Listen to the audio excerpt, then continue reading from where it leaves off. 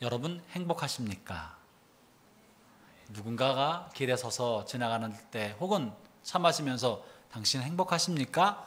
라고 선뜻 물어보면 갑자기 훅 치고 들어온 그 질문에 당황해서 뭐라고 언뜻 말해야 될지 그렇다라고 이렇게 쉽게 말하기가 쉽지 않을 것입니다. 아마 대부분의 사람들은 행복하십니까? 라고 누가 물어보면 선뜻 나 그래! 라고 말하기 쉽지 않을 거라고 생각합니다. 반면에 여러분 행복하고 싶습니까? 라고 묻는다면 대부분의 사람들이 그렇다라고 말할 것입니다. 우리들 마음에 누구나 다 행복한 삶에 관한 소망, 갈망을 다 가지고 있습니다. 다 행복한 삶을 원합니다. 그런 삶을 살고 싶어 합니다. 그러면서 나에게 이런 일이 일어나면 나도 좀 행복할 것 같다. 내가 이런 것을 가질 수 있다면 나도 행복할 것 같다. 내 행복을 이루는 데 있어서 나에겐 이게 좀 모자라. 나는 이게 안 돼 있어. 난 이런 게 없어. 이런 것들을 주로 생각하는 분들이 계십니다. 그래서 내가 이것만 갖추어지면 내 삶에도 행복의 파랑새가 날아와서 나의 삶에 깃들 텐데 이런 생각을 하시는 것 같아요. 그렇지만 어떤 경우에는 내가 꿈꾸고 원했던 것이 나의 삶의 현실이 되어도 월급이 100만 원, 200만 원 받다가 내가 좀 큰 돈을 벌게 되면 내가 좀 이만큼만 벌면 내가 아파트라도 하나 붙기만 하면 내가 행복할 것 같아. 그런데 여러분 원하는 만큼 돈을 벌고 내 이름으로 된 아파트를 얻어도요 그 행복 잠시뿐입니다. 그저 그 행복이라는 파랑새가 3일간 머물렀다가 다시 어디론가 후루룩 하고 날아가 버리는 것만 같은 것이 인생입니다. 원하는 거 얻는다고 되는 것도 아니고 또 갖고 싶은 걸 가졌다고 해서 이루어지는 것도 아닌 것 같습니다. 그러면 어느 순간 행복은 나랑은 상관없는 일 같다. 나는 요즘 시체말로 이번 생은 안 되나 보다. 이번 생은 안 되나 보다. 뭐 이렇게 생각하는 분들이 계시더라고요. 그러나 사랑하는 형제자매 여러분, 하나님은 여러분이 행복한 삶을 살기를 원하십니다. 하나님 우리를 만드실 때 우리가 하나님 안에서 정말 행복하기를 원하셨습니다. 하나님이 보시기에 참 보기 좋았다 할 만큼 우리는 행복한 삶을 살도록 지음받은 사람들입니다. 그리고 하나님 우리 주변에 우리가 행복해 할 만한 많은 요소를 주변에 주셨습니다. 그러나 때때로 우리가 내 주변에 이미 주신 그 행복 요소들을 잘 발견하지 못하고 알아차리지 못하고 나를 행복하게 만들지 않을 것을 집중하고 그것을 바라보기 때문에 우리의 마음이 행복감을 얻지 못하고 불행, 좌절, 낙심, 또 소외, 외로움 이런 것들의 마음이 쪄들게 되지 않나 모르겠습니다. 저는 그래서 오늘 온 성도들과 함께 우리가 행복한 삶을 살아갈 수 있는 방법, 행복한 삶의 요소에 대해서 몇 가지 나누고자 합니다. 그 중에 첫 번째 가장 중요한 것 중에 하나는 감사하는 마음에 행복이 찾아온다는 사실입니다. 행복이라는 파랑새가 날아가 앉는 곳은 부잣집만은 아닙니다. 놀랍게도 해마다 조사에서 발표하는 전 세계 국가들의 행복지수를 살펴보면 최근 유엔에서 중심으로 발표하고 있는 행복지수는 사회 구조적인 문제, 환경의 문제, 인권 문제 이런 사회 환경과 구조에 관련된 분야로 행복을 평가하면 사실은 북유럽 국가가 행복한 국가의 상위권을 차지합니다. 핀란드를 중심으로 한 북유럽 국가들이 사회 구조와 여건, 인권 이런 것으로 행복지수를 만들어 평가한다면 북유럽 국가가 상위권에 들어갑니다. 그러나 국민들이 느끼는 개인의 마음의 행복감을 중심으로 평가하면 놀랍게도 서구 유럽, 북유럽 국가들은 중위나 중하위로 떨어지고 거기에는 동남아시아의 가난한 나라들이 상위권을 차지합니다. 부탄, 방글라데시가 이런 평가에서는 1위를 주로 차지했던 나라들입니다. 행복을 무엇으로 평가할 것인가? 환경과 구조의 문제인가? 마음의 문제인가? 여러 가지 많은 요인이 있을 수 있겠지만 먼저 우리는 개인이 느끼는 행복감, 이 사회가 어떻게 우리가 행복한 삶을 살 수 있을 만큼 여건이 갖추어졌냐, 이것보다 개인이 느끼는 행복감을 중심으로 살펴본다면 행복은 조건의 문제가 아니라 내 마음의 문제라는 것을 알 수 있습니다. 여러분 한번 생각해 보세요. 내 삶의 환경이 열악해도 그것을 나 자신의 발전의 기회로 삼고 긍정적인 삶의 태도를 가지고 살아간다면 비록 두 끼를 먹어도 부부가 서로 사랑하고 자녀들과 화목한 관계를 갖고 있는 집이 더 낫습니까? 날마다 호텔에서 밥을 먹고 있지만 싸움질하고 사내 중리하고 사는 집이 더 좋습니까? 대답을 못하는 것은 둘 다 됐으면 좋겠다는 거죠. 저도 물론 그렇게 생각해요. 이왕이면 사회 환경도 또 인간관계도 다 되면 제일 좋겠죠. 그러나 비록 워커홀 호텔에서 호텔 뷔페를 먹어도 싫어하는 사람, 미워하는 사람, 좋지 않은 관계를 갖고 있는 사람, 이혼을 앞두고 있는 두 사람이 마주쳐서 먹는다면 그 밥이 어떻게 넘어가겠습니까? 정말 중요한 건 마음의 태도인 것입니다. 내 마음에 원망과 불평이 가득하면 삶의 환경이 아무리 좋다고 해도 결코 행복감을 얻을 수 없습니다. 그러므로 먼저 중요한 건 마음의 태도입니다. 그 마음의 태도의 가장 으뜸은 감사하는 마음이에요. 감사하는 마음이에요. 감사하는 마음이야말로 행복을 부르는 파랑새 그 자체인 것입니다. 오늘 제가 찬양을 보니까 우리 성가대 찬양대가 세계 최고예요. 왠지 아세요? 목사가 설교할 거를 기도하고 있던 내용을 알아차리고 지휘자님이 어떻게 기가 막히게 그런 감사 찬양을 그렇게 부르시는지, 아무리 좋은 소리를 내도 하나님께서 주시고자 하는 메시지와 부합하지 않는다면 이거는 노래 경연대에서는 으뜸하겠지만 예배로는 적합하지 않을 수 있는데 훌륭하십니다. 기도 많이 하시는 것 같아요. 은혜 넘칩니다. 감사야말로 우리의 삶을 행복하게 만드는 파랑새 자체입니다.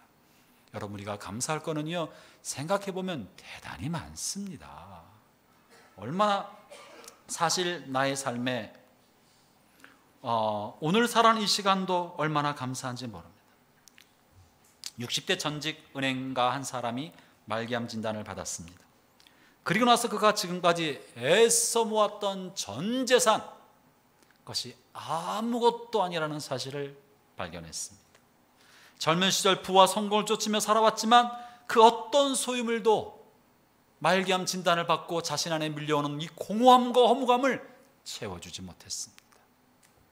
자신의 암 진료에 필요한 돈은 불과 얼마 되지 않은 거예요. 그 돈이 자신의 인생에 아무것도 아니었습니다. 그는 자신의 생을 마감하기 얼마 전에야 비로소 이렇게 고백합니다. 내 삶에 진정으로 소중한 것은 사랑이다. 사랑이다. 내가 이제야 이것을 깨달았다니. 내가 지금까지 죽도록 누군가를 정말 절절하게 사랑한 적이 있었던가 하는 깊은 후회와 아쉬움을 남겼다고 합니다. 한 사람 더 얘기 드릴까요? 50대 가장. 어느 날 췌장암 말기 진단을 받았습니다.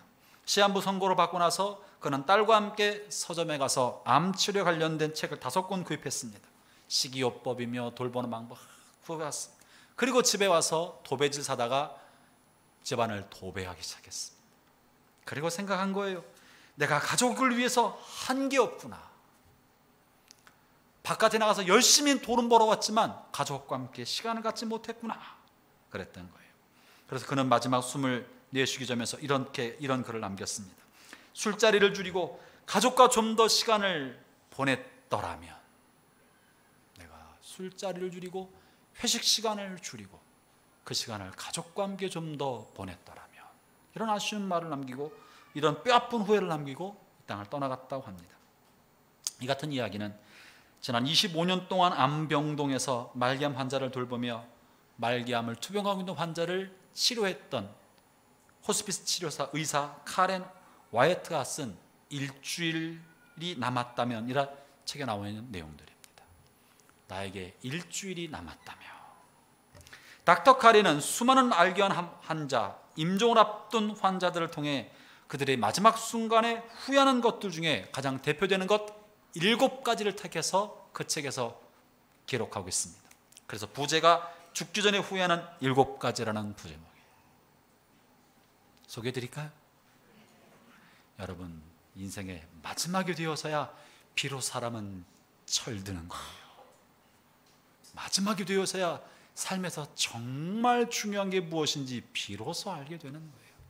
그런데 비극적인 것은 그때 깨달은 사실들을 다른 사람들에게, 한참 살아갈 사람들에게 전달해 주고 싶어서 애를 쓰지만 듣는 사람들은 그저 귓등으로 듣고 흘려보낼 때가 너무나 많다는 거예요. 그리고 자기가 그때가 되면 똑같은 후회를 하는 거예요. 지금 들려준 7가지 사실을 마음에 잘 새기기를 바랍니다. 첫째, 벌어지지도 않을 일을 걱정하며 살았던 것. 벌어지지도 않을 건데 괜한 걱정 속에 보험만 10개를 들었어. 벌어지지도 않을 건데 친구한테 배신당할까 봐, 사기당할까 봐 온갖 염려 걱정 속에 친구랑 거리를 두고, 나한테 오랜만에 친구가 전화하면 뭐 또 나한테 달라 그러나 이런 생각하면서 멀리 두고 벌어지도 않은 것에 대한 걱정하며 살아왔던 게 가장 큰 후회 중에 하나라고 합니다. 두 번째, 사람들을 계속 미워하며 살아왔던 것. 잠깐은 그런 마음이 스쳐 지나갈 수 있지만 풀지 않고 오랫동안 미워하는 마음을 갖고 있는 것, 이건 인생의 큰 후회 중에 하나라는 것입니다. 세 번째, 여유를 가지지 못하고 살아온 것. 너무 쫓기며 인생을 살아온 거예요. 너무 많은 일을 하려고 앞만 보고 달려온 거예요. 네 번째, 관용을 베풀지 못하고 살아온 것. 좀 여유 있게 관용하고 이해해줘도 되었을 것을 하는 거죠. 다섯 번째, 마음껏 사랑하지 못하고 살아온 것. 마음껏 사랑하지 못하고, 죽도록 사랑하지 못하고 대충 살아온 것 후회한답니다. 여섯 번째, 끝까지 노력하지 못한 것. 그리고 마지막 7번째가 자신에게 주어진 것에 대해서 항상 감사하지 못한 것이 마지막에 가장 큰 후회라고 합니다. 여러분, 저와 여러분에게 주어진 인생은요, 그리 긴 시간이 아닙니다. 동의하십니까? 물론 앞으로 남은 삶이 창창한 사람들, 이제 20대 30대들은 오래 갈 것 같죠. 제가 3일 전에 그런 생각이 들었던 사람이에요. 3일 전에만 해도 내 앞에 창창한 것 같았어요. 내가 20대였거든 3일 전에. 그런데 20대에서 50대 되는 게 3일밖에 안 걸려요. 순식간에 지나가. 제 말 동의하세요, 안 하세요? 50대 넘은 사람들만 그래야지 왜? 지나가 보면 그 시간 순식간에 지나가는 거예요. 앞으로 남은 시간 얼마나 빨리 갈지 누가 압니까? 정말 순식간에 지나가요. 천년만년 살 것처럼 생각하지만 정말 뒤돌아서면 어느새 내가 머리 하얘져 있고 이마에 깊은 주름이 배어 있고 이제 오래 서 있기도 힘들고 한 40분 설교하려고 하면 허리가 아프고 금방 온다고요. 그러면 우리 남은 시간을 뭘 하며 살겠어요? 불평하고 원망하고 미워하고 이러고 살기에는 내 시간이 너무나 소중하고 우리 인생은 너무나 소중한 것입니다. 내게 주어진 것을 감사하고 내 곁에 있는 사람을 사랑하고 하루하루를 소중히 사는 것, 그거보다 더한 것이 어디 있겠습니까? 여러분의 삶을 불평과 원망, 미움과 다툼 속에 살아가기에 우리에게 주어진 시간은 그렇게 많지 않습니다. 대충대충 인생을 살기에 우리의 시간은 너무나 소중합니다. 오늘 이 한 시간은 누군가에게는 간절히 기도하고 바랬던 기적의 시간입니다. 그러므로 우리는 오늘 호흡 있어 살아가는 것만으로도 감사해야 합니다. 오늘 호흡을 하고 이렇게 걸어서 예배당 계단을 올라와서 예배를 드릴 수 있는 것만으로도 사실은 기적이고 이것만으로도 우리는 감사해야 할 것입니다. 내게 주어진 삶의 모든 자리에서 감사하는 마음의 태도를 갖는 것이야말로 행복한 삶을 살아가는 최고의 비결입니다. 할렐루야. 사실입니다. 여러분 잠시 한번 오른손을 왼쪽 가슴에 얹고 나 자신을 한 1분만 생각해 봅시다. 지금 살고 있는 나의 삶, 나의 가족, 지나가고 있는 나의 삶의 길, 하나님의 감사합니다.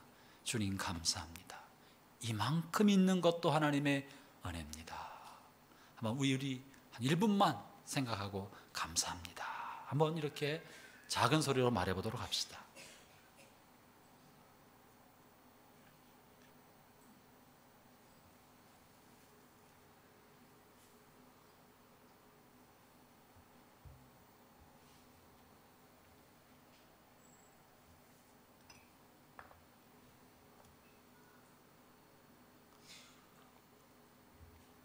네, 고맙습니다. 여러분, 감사합니다.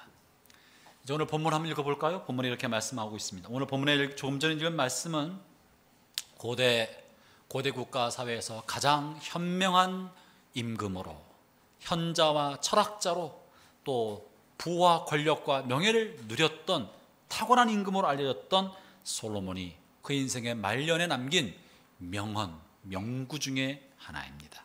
3절을 한번 읽어보겠습니다. 시작. 사람이 비록 100명의 자녀를 낳고 또 장수하여 사는 날이 많을지라도 그의 영혼은 그러한 행복으로 만족하지 못하고 또 그가 안장되지 못하면 나는 이르기를 낙태된 자가 그보다 낫다 하나니. 100명의 자녀, 당시 자녀는 부의 상징이었어요. 100명의 자녀를 들으면 아내가 많아야 되고, 아내가 많으려면 부가 그만큼 많아야 된다는 거예요. 부와 무병장수에서 사는 날이 많고 1000년을 산다 할지라도 그 마음에 평강이 없으면, 평화가 없으면 아무것도 아니어서 마치 낙태하여 죽는 자가 차라리 낫다라고 말하고 있는 것입니다. 사랑하는 형제자매 여러분, 여러분의 마음에 감사함이 깃들 때 마음에 평화가 생깁니다. 그러나 다른 사람이랑 비교하고 부족한 걸 생각하고 원망과 불평이 마음에 쌓이면 무엇을 갖다 줘도 원망과 불평은 사실은 사라지지 않습니다. 원망과 불평도 환경이 잘못돼서 그런 것만 아니라 마음의 태도인 거예요. 마음의 태도인 거예요. 이왕이면 가시덤불 속에서 아름다운 장미를 보면 좋으려니만 장미는 보이지 않고 장미를 덮고 있는 가시만 보고 있으니까 원망과 불평이 생기는 것 아니겠습니까? 형제자매 여러분, 여러분의 삶에 감사가 넉넉하게 넘치기를 바랍니다. 감사하는 마음, 그것이야말로 우리를 향한 하나님의 뜻인 것입니다. 둘째는요, 사랑하고 사랑받을 때 사람은 행복해집니다. 형제자매 여러분, 여러분은 언제 가장 큰 행복감을 느낍니까? 최고 최대 행복은 어디서 오겠습니까? 그것은 바로 나를 사랑하는 사람이 나를 정말 사랑해주고 있다는 것을 내가 알게 될 때, 또 내가 그 사람을 사랑하고 있을 때 우리의 마음속 깊은 곳에서는 행복감이 일어나는 것입니다. 스토커가 나를 사랑하면 이거 끔찍한 일이에요. 그러니까 무조건 사랑받는다고 좋은 거 아니에요. 스토커가, 내가 싫어하는 사람이 나를 사랑하면 끔찍한 일이지만 내가 사랑하는 그 사람이 나를 사랑하고 나도 그를 위해 사랑을 부어줄 수 있다면 그것은 최고의 행복감을 누릴 수 있을 것입니다. 그렇기 때문에 형제자매 여러분, 여러분의 생에 가장 큰 행복감을 주는 사람은 그 어떤 사람도 아닙니다. 길거리에 지나가는 사람이 줄 수 없고요, 고객이 줄 수 없고요, 또 어디 술자리에서 만난 사람이 주지 못합니다. 동창이 주지 못합니다. 여러분과 가장 가까이 있는 사람, 여러분을 사랑하고 있는 사람, 여러분이 사랑해야 마땅한 그 사람을 통해서 행복감을 누릴 수 있는 것입니다. 그러므로 가까이에 있는 사람을 사랑하십시오. 그 사람을 소중히 여기십시오. 그 사람과 사이에서 행복은, 진짜 행복은 그 속에서 일어나는 거예요. 가까이 있는 사람들이 사실은 가까이 있기 때문에 단점을 잘 봐요. 죽은 깨도 보이고 얼룩진 것도 보이고 검버섯도 다 보여요. 단점을 너무나 많이 알고 있고 그 사람을 통해 상처도 너무 많이 받았기 때문에 그 바라보는 것만으로도 상처받던 과거의 아픔과 쓴뿌리가 쓴물처럼 일어나니까 마음이 불편할 수 있습니다. 그러나 그만큼 나를 많이 알고 있다는 뜻이고 그만큼 그 사람과는 많은 경험을 공유했다는 뜻인 거예요. 그래서 더 어디 가서 그 사람이랑 그렇게 많은 경험을 또 공유하겠습니까? 가까이 있는 사람이 가장 소중한 사람입니다. 가까이 있는 분을 더 많이 사랑하십시오. 여러분의 아내와 남편, 가족과 형제들, 그 사람이 가장 소중한 사람들입니다. 그 사람들이요, 여러분의 장례식 자리에 3박 3일 내내 지킬 사람은 그 사람들이에요. 뭐 동네 친구들 왔다가 그냥 부조하고 밥 먹고 가면 끝이지. 뭐 얼마나 있는다고. 그 사람 여러분 무덤에 몇 번이나 찾아오겠어요. 한 번 오면 많이 온 거지. 그러나 3일 내내 지키고 있고 해마다 때마다 때 되면 무덤골 와줄 사람은 누구예요? 미우나 고우나 여러분의 가족인 거예요. 아내와 남편과 자식과 여러분의 형제들. 비록 이러저런 일로 마음에 담이 쌓였다 할지라도 가까이 한 사람들이 소중한 사람들입니다. 또 하나 울러 믿음의 공동체, 믿음의 식구들. 우리가 오랜 세월 동안 함께 믿음 생활 해왔던 믿음의 성도들, 서로 남남으로 만났지만 예수 그리스도 안에서 같은 믿음을 가지고 같은 영적 경험을 공유하며 살아가는 믿음의 형제들, 이분들도 오랫동안 함께 갈 영적 가족인 것입니다. 시간 한번 좌우에 육신의 가족이 있던 영적 가족이 있던 고맙다고 인사 한번 해봅시다. 이 사람들이 장례식을 지켜줄 사람이라니까. 잘 부탁한다고 얘기해 주세요. 잘 부탁한다고.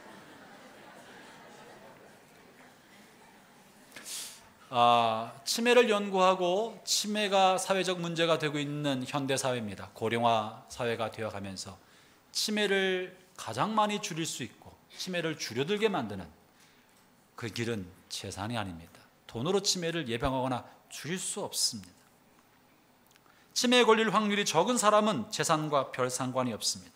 치매 확률이 가장 낮은 사람은 친구가 많은 사람이랍니다. 마음을 터놓고 대화할 수 있는 사람이 많을수록, 그리고 그런 대화를 많이 나누는 사람일수록 노후에 치매에 걸릴 확률이 적어진답니다. 건강한 대화는 대뇌 피주를 활성화시켜서 치매를 예방하고 줄어들게 만듭니다.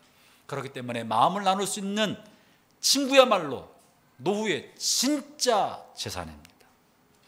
여러분, 가족이 그런 것이고요, 아내와 남편이 그런 것이고요, 믿음의 공동체 안에 있는 형제들, 자치회 식구들, 목장 식구들이 여러분의 재산입니다.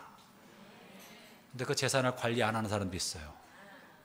자치회에 이제 모이기 힘들다고 안 나가시는 분들, 재산 관리 좀 하세요. 자치회 식구들 여러분 재산이에요. 재산.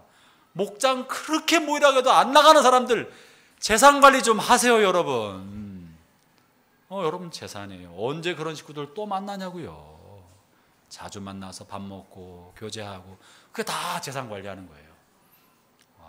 좋은 관계를 계속 그리스도 안에서 가져나가는 것.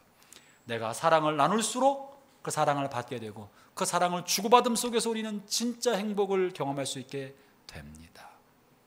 시간이 갈수록 돈이 가져다는 행복은 굉장히 적지만 없진 않더라고요. 돈이 행복을 주는 거 없진 않아요. 분명히 있어요. 그러나 돈이 가져오는 행복보다는 사람이 주는 행복이 훨씬 크고 비교할 수 없습니다. 여러분 자치회, 목장, 소중한 여러분의 영적 재산입니다. 교제하고 사랑을 나누고 함께 기도하고 그러면서 믿음의 공동체를 만들어가기를 바랍니다. 오늘 저희 교회 처음 나오신 우리 성도들의 VIP 되신 여러분, 우리가 여러분을 이 자리에 초대한 것은 우리의 믿음의 공동체 사귐 가운데 이 각박한 세상을 살아가면서 이 사귐 가운데 여러분이 함께 오시도록 권하는 것입니다. 사회가 각박하고 의지할 만한 데가 없을 때, 전쟁 같은 사회를 살아가면서 우리가 서로 의지하고 서로 기도하고 서로 버팀목이 돼주고 마음을 나눌 수 있는 영혼의 진정한 벗이 되고자 하는 것입니다. 여러분의 벗이 되기를 원합니다. 여러분이 공동체 안에서 우리의 그런 벗이 되어 주십시오.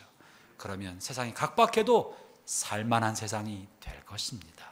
삶이 힘들고 버거워도 서로 의지하고 살아간다면 우리는 이 힘든 세상 넉넉히 이겨낼 수 있다고 믿습니다. 그게 신앙의 힘입니다. 그것이 우리 같이 신앙생활하고 공동체 신앙생활을 하자고 하는 이유 중에 하나인 것입니다. 얼마 전에 몇몇 성도들과 함께 식사하면서 교제를 나눈 적이 있었습니다. 함께 식사하던 한 분이 우리 교회에 대해서 말하면서 우리 교회에 사랑이 많다고 한참 칭찬하셨어요. 그리고 함께 식사하던 다른 성도에 대해서 이렇게 말했어요. 이 집사님이 아니었으면 오늘 저는 없습니다. 이 집사님이 내가 힘들 때 너무너무 괴로워서 삶을 포기하고 죽고 싶을 때가 너무너무 많았는데 이 집사님이 끊임없이 저를 찾아와 주었고 이야기해 줬고 만나 줬고 저를 붙잡아 줘서 오늘 제가 살고 있습니다. 이분이 아니었으면 저는 이 세상 사람이 아니었을 겁니다. 자기 얘기를 들어주고 자기의 손을 내밀어서 오랫동안 긴 시간을 이렇게 자신의 불평과 투정을 묵묵히 들어주며 이끌어왔기 때문에 오늘 이곳까지 왔다고. 나의 생명의 은인이라고. 여러분, 우리 교인들 중에 그런 사람이 많은 줄 제가 잘 압니다. 그것이 우리 교회 내면의 힘입니다. 프로그램이 아니라 서로를 돌보고 서로 의지할 때가 되고 끌어주고 이 험한 세상 함께 살아가는 믿음의 동지, 동역자가 되고 사랑을 나눠주는 것.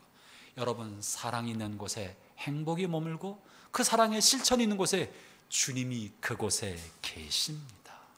이런 관계로 함께 살게 되기를 바랍니다. 여러분의 삶을 의미 있는 삶, 가치 있는 삶이 되게 하려면 사랑하는 삶을 사는 것입니다. 여러분, 사랑하십시오. 우리가 세상에 남겨야 할 것은 거대한 건물이 아닙니다. 내 이름으로 된 업적이 아닙니다. 누군가 다른 사람의 마음속에 남겨진 나의 사랑의 흔적이야말로 진짜 나의 삶을 의미 있는 삶, 가치 있는 삶, 보람 있는 삶이 되게 만드는 것이에요. 여러분의 자녀가 부모를 생각하면 마음이 절절합니까? 미안하지만 아빠보다 엄마를 생각하면 마음이 절절합니다. 왜 그렇습니까? 엄마가 나를 위한 희생, 엄마가 나를 위한 수고, 나의 투정과 땡깡과 짜증을 다 받아줬던 엄마의 흔적이 자녀들의 마음속에는 나이테처럼 남아있기 때문에 그것이 엄마만 생각하면 마음이 찡하게 만들고 자신의 삶을 반듯하게 살게 만들어주는 원동력이 되는 것입니다. 형제자매 여러분, 우리가 서로를 향해서 사랑의 수고와 돌봄을 해나갈 때 우리가 혹 곁가지로 가고 잘못된 길로 가려 하다가도 그 집사님 나에게 준 것, 나를 위해 기도한 것, 애써준 걸 생각하면 그렇지, 내가 반듯하게 살아야지, 내가 다시 신앙생활 해야지, 그렇게 마음 갖지 않겠습니까? 저나 여러분이나 이 땅에 남길 진짜 재산은 은행 잔고가 아니고 땅도 아니고 건물도 아니고 아파트도 아니고 사람들의 마음속에 새겨진 사랑의 흔적이 재산이 되게 합시다.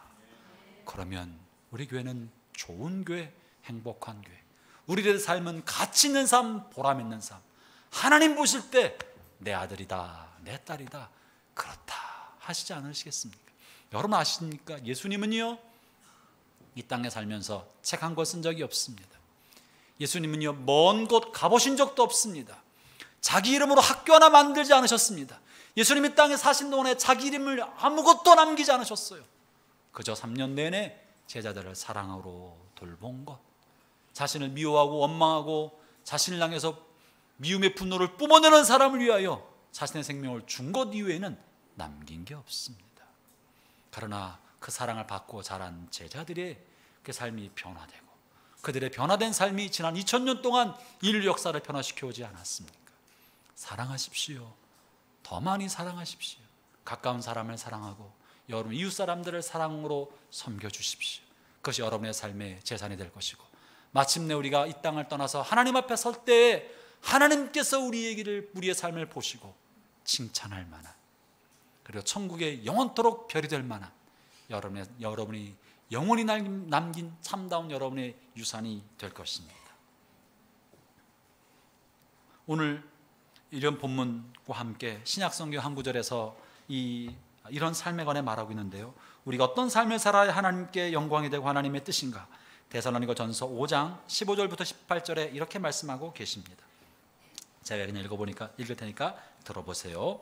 삼가 누가 누구에게든지 악으로 악을 갚지 말게 하고 서로 대하든지 모든 사람을 대하든지 항상 선을 따르라.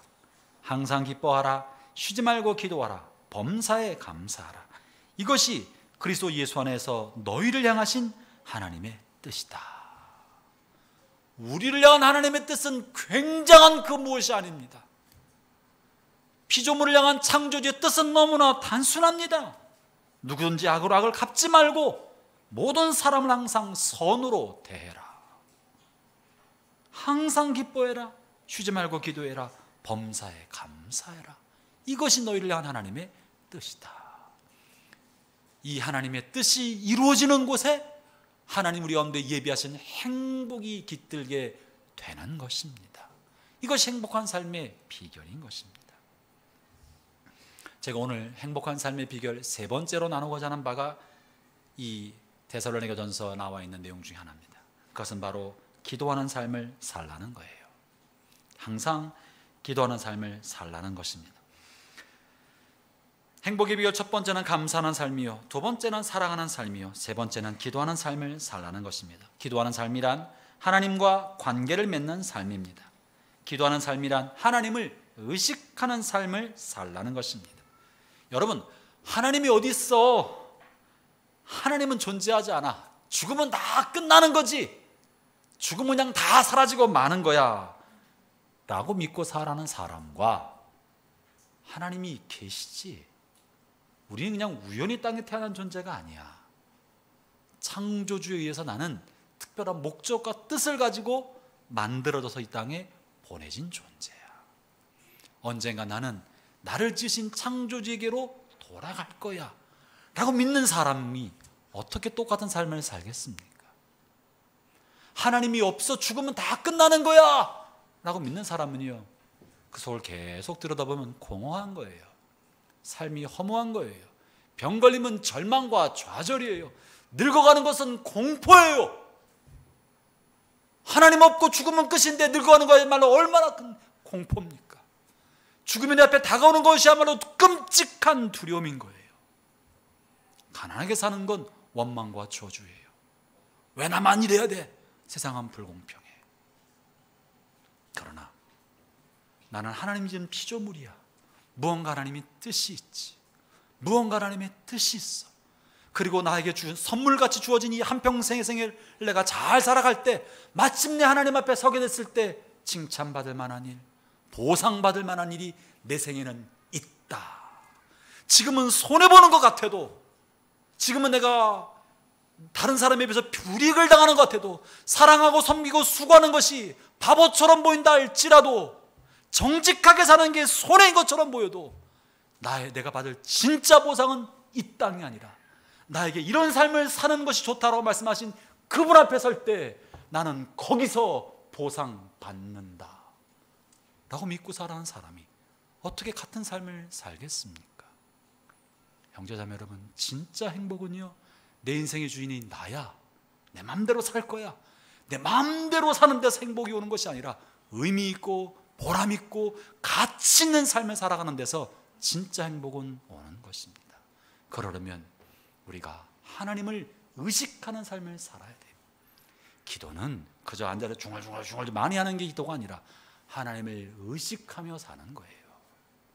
하나님을 생각하며 사는 거예요. 쉬지 말고 끊임없이 그분을 의식하고 살아가는 것, 이것이 쉬지 않고 기도하고 사는 삶인 것입니다. 우리의 삶의 창조주를 의식하는 순간, 하나님과 관계를 맺기 시작하는 순간 세상은 달라집니다. 다른 세상이 됩니다. 세상을 보는 눈이 바뀝니다. 내 삶을 바라보는 눈도 바뀝니다. 내가 왜 살아가야 되는지, 내가 무엇을 위해 삶을 살아야 하는지, 내 삶은 어디로 가는지. 노사연의 노래처럼 우리는 늙어가는 것이 아니라 익어가는 것입니다. 맞아요? 잘 모르죠? 네, 몰라도 되는 거예요. 근데 그 가사 너무 좋더라고. 우리는 늙어가는 것이 아니라 익어간다고. 늙어서 이 우주에서, 우주의 어둠 장막 속에 흩어져 살아간다고 생각하면 얼마나 끔찍해요. 그러나 내가 이 땅에 보냄받은 목적대로 한평생 살다가 목적을 다 이루고 나를 부르신 그분에게 돌아간다면 우리의 삶은 늙어가는 것이 아니라 그 목적을 향해, 피니시 라인을 향해 점점점 다가가고 있는 것이고 익어가고 있는 것 아니겠습니까? 그러면 흰머리가 늘어나고 이마에 주름이 깊어져도 그것이 자랑스러울 거예요. 익어가고 있는 거니까.